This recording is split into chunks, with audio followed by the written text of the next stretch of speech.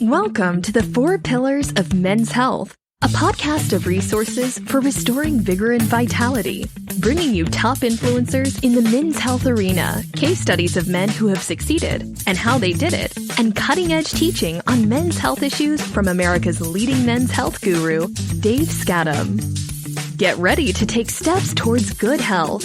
Here's your host, Dave Skattum. This is my belief. Everyone has their own individual journey towards a good health. And anybody that is healthy has had kind of a unique experience getting to that point where, whether it's being healthy with nutrition, with exercise and fitness, or just your mindset and the way your brain is functioning, or your spiritual life. We all have this unique path that has taken us to an area of health. And here's another thing that I believe. Some of the areas were weak and some are strong. And that's why I'm so excited to do these next few podcasts with some guys that I know that I think have achieved some success in the area of health. And today especially, I have this great guy on our podcast, and his name is Lefford. I've known him for a couple years. And you've heard my story about my trip to losing weight and getting healthy, somewhat healthy, and I'm still on that path. But I wanted to interview Lefford Fate because he is a pretty amazing guy with a great story that you're really going to enjoy. And here's just a couple things about Lefford.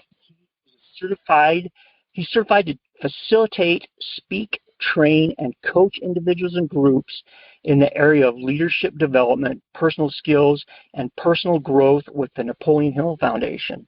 Wow, the Napoleon Hill Foundation. He's like the father of modern self-improvement. So way to go there. Professionally, he has mentored and served thousands of military members and their families for over 30 years in the United States Air Force. And Lefford, I just want to say, my son-in-law is a military guy, and so I see firsthand the sacrifice and the things that military people go through to serve their country. And I just want to say a big shout out to you and thank you for your service for those 30 years and your continued service even now. But since retiring from the military, Lefford was a program director for a mental health program, deputy director for health services in South Carolina's Department of Corrections, and now a director of support services for the city of Sumter, South Carolina. A great leader once said this. He said, "The 2 greatest days in a person's life are the days that he was born and the day that he discovered what he was born to do." Lefford believes that there's a why for everyone, that each of us was created with the potential to achieve greatness, to make a difference in this world, to add value, and as a result, experience a full and rewarding life.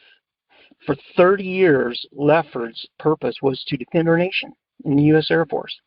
And now that purpose is helping people discover their life's purpose and to grow to their full potential. That's a mouthful, Lefford, but Lefford holds a master's degree in human relations and a bachelor's in social psychology, and he's committed to these core values that he has. If you know Lefford, these things just exude out of him. And his values are integrity first, service before self, and excellence in all he does. And Lefford, I just want to say thank you so much for being on this podcast, and I'm so looking forward to the things that are going to come out of your mouth and out of your mind, and I think you're really going to be a great help to a lot of people out there. So thanks for being here today. Well, thanks, Dave. I appreciate it. I was just listening to you talking my bio. I was like, man, I want to meet that guy. yeah. Everybody should want to meet that guy. First, let's start this off. What I'm curious about is, before we launch into this health thing, or maybe this correlates, but I'm curious about, what is on the front burner with Lefford Fate today? What is getting you out of bed? What's driving you right now? What's going on in your life right now? What's today bringing? Well, man, it's an exciting time. I truly believe that I was made for a time such as this. You can't go 2 steps or past a phone or newspaper or internet post not talking about COVID-19. And since I am a director, I supervise and lead people, and I have programs in the city of Sumter. What's top of ways in front of mine is to try to keep myself safe and healthy, as well as my people safe and healthy. I'm a father and a grandfather and a husband, so there's people in my life that I'm thinking about and concentrating on to keep them encouraged.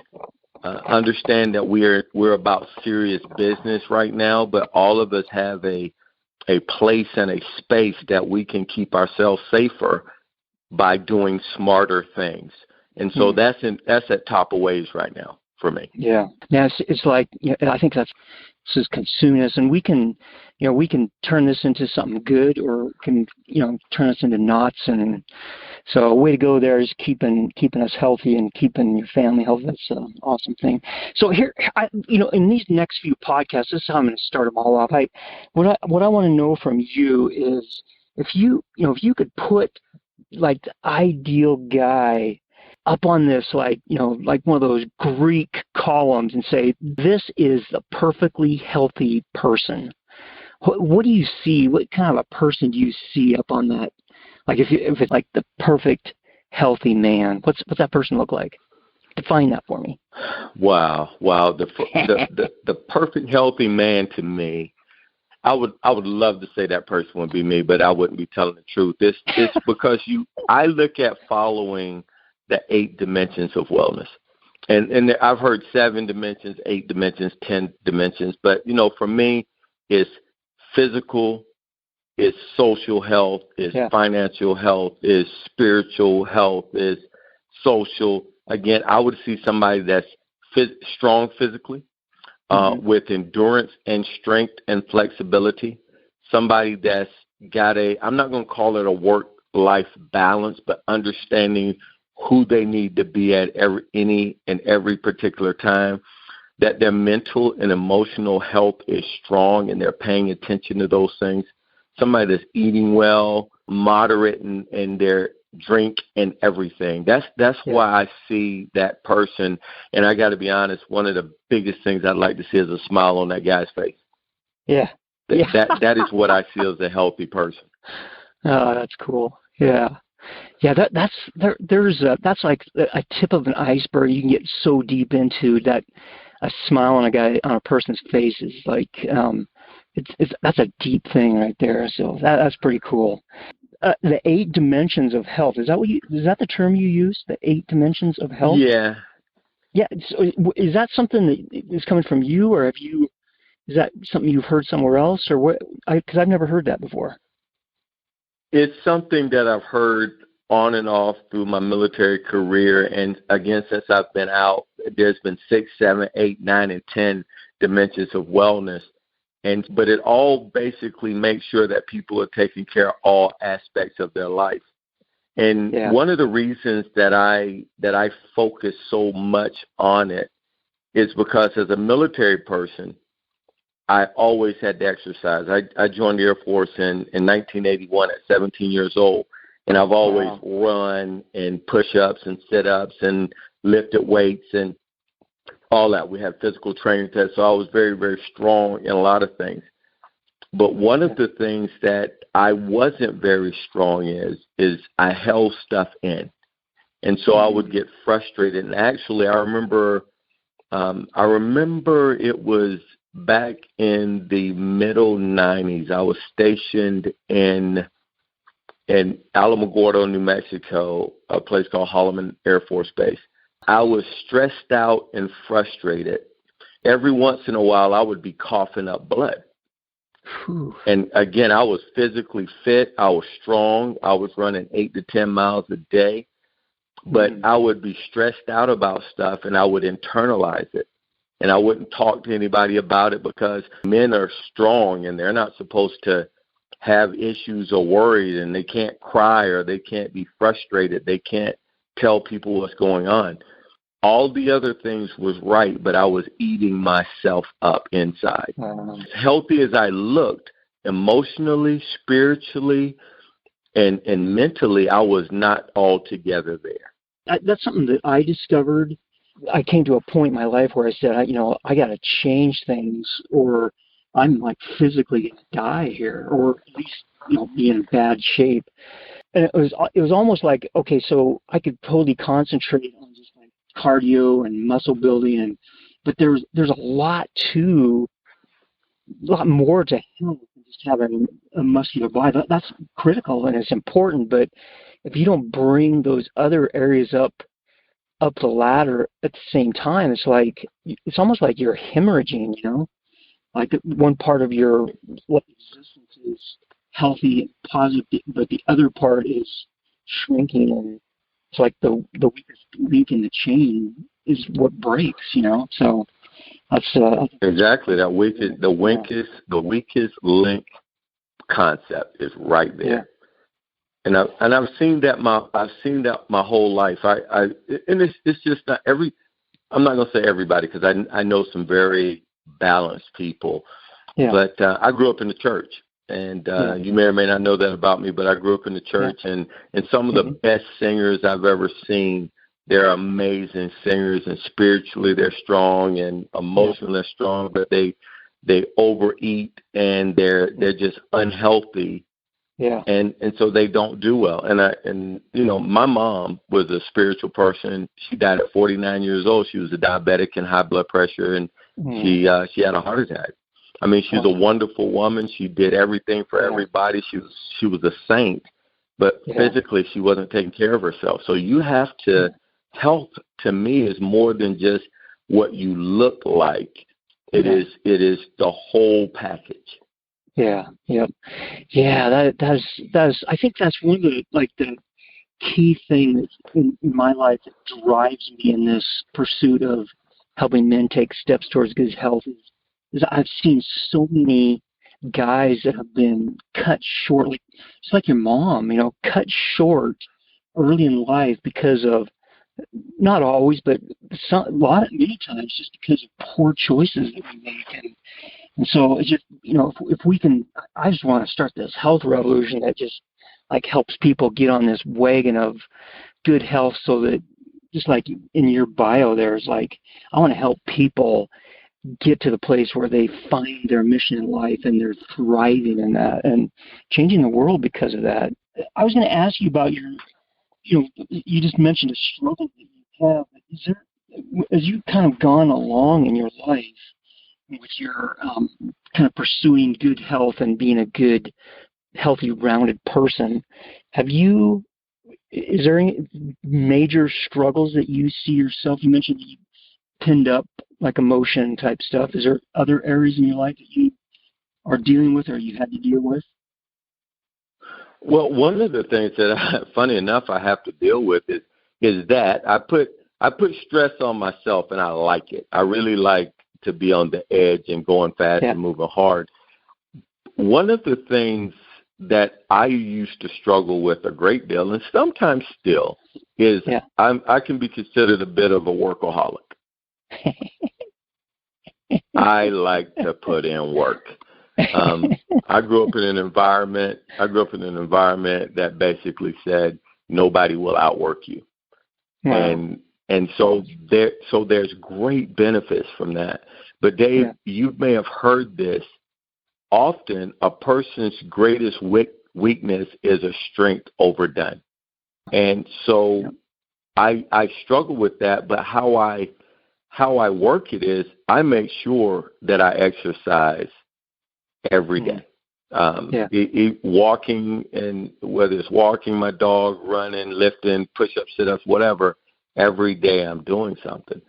But the reality is that sometimes I am grinding so hard doing some work that I may look up and, man, I haven't eaten, or I've been sitting down for a while and not got up and moved. I had to put some what I call yellow lines in there to make sure that every hour I'm up, for 10 minutes I'm up moving around. I actually got to make sure I get some food in my stomach, because I can go a long time, maybe military training, but I can go a long time without eating. And you need to eat. You need to eat and make sure you eat nutritional stuff. So I make it a priority to stay fit and to take care of myself.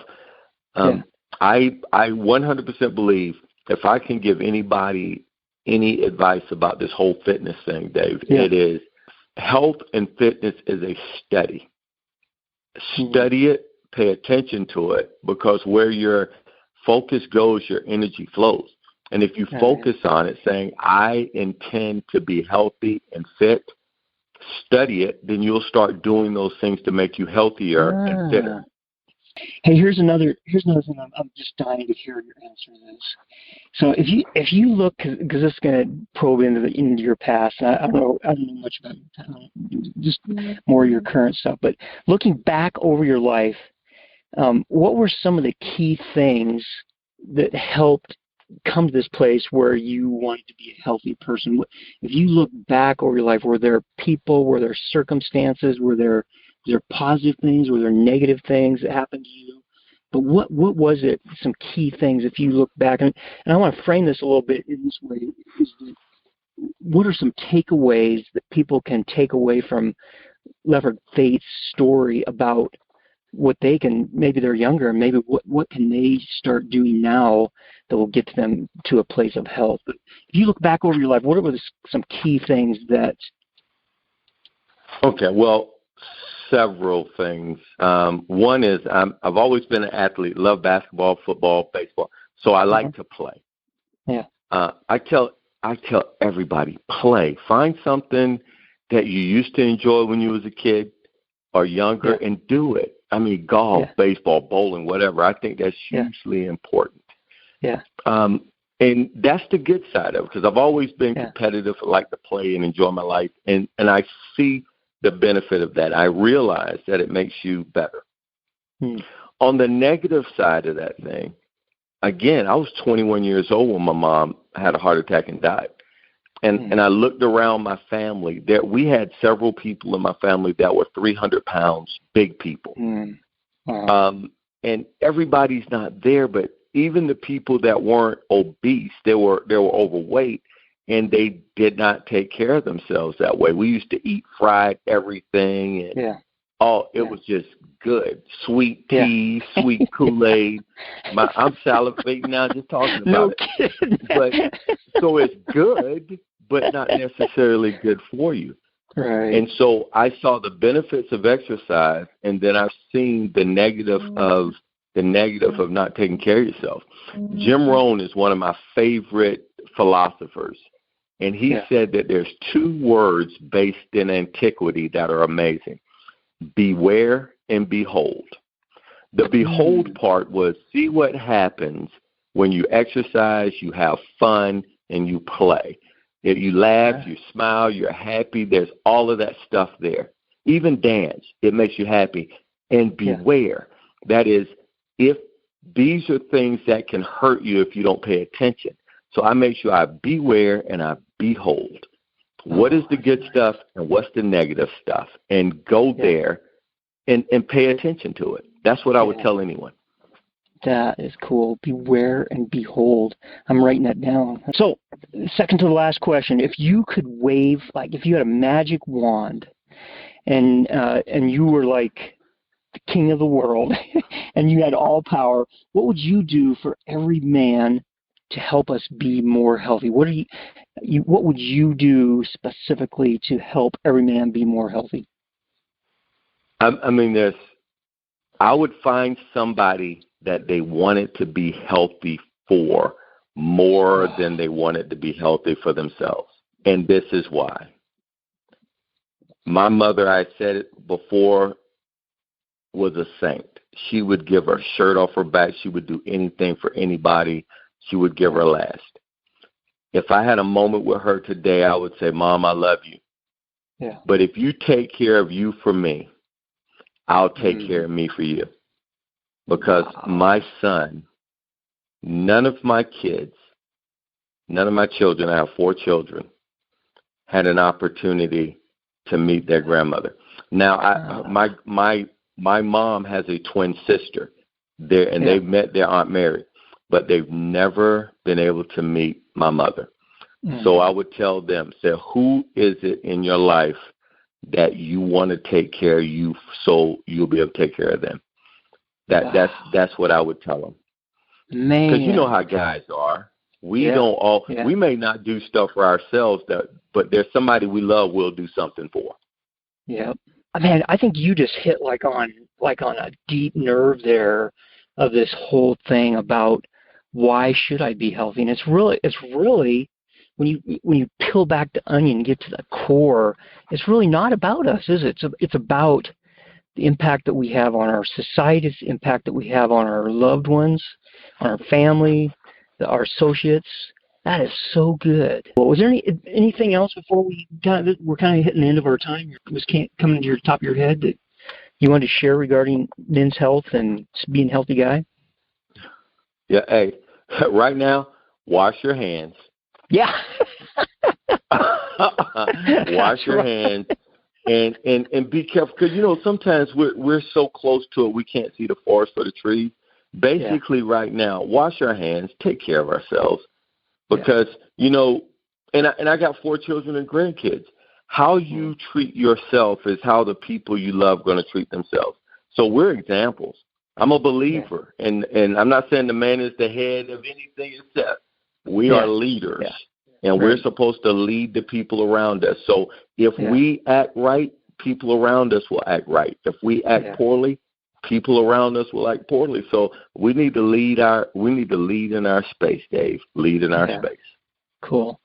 Hey, if anybody wants to get a hold of Lefford, man, and you should, man, if you could get on Lefford's inner circle, man, that would like put you in a new place in your life. But Lefford has this great website. It's Lefford Fate, LEFFORDFATE.com, and I'll put that in the show notes so you can click on his website. And I'm sure there's a contact us page. And is there anything other thing that you wanted to mention that you're working on that people should know about, or anyway, anything you want to throw out there at the end here? And we'll just wrap up with this. So if you want, you just like make a grand slam home run statement here, okay? Cool. Well, I got 2 books out right now. One is Correcting Corrections, Why Am I in Prison? And it's dealing with incarceration and the mentally ill.